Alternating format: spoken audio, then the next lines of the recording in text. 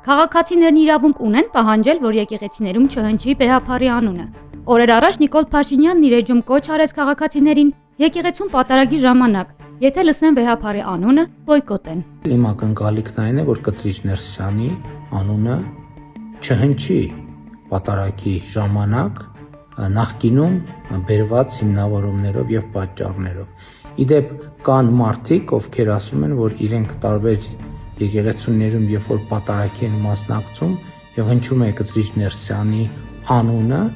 իրենք ցանկություն ունեն իրենց բողոքը արտահայտել հենց այդ պահին, արդյոք նման բան կարելի է եւ թույլատրելի է։ Ես կարծում եմ, որ այո,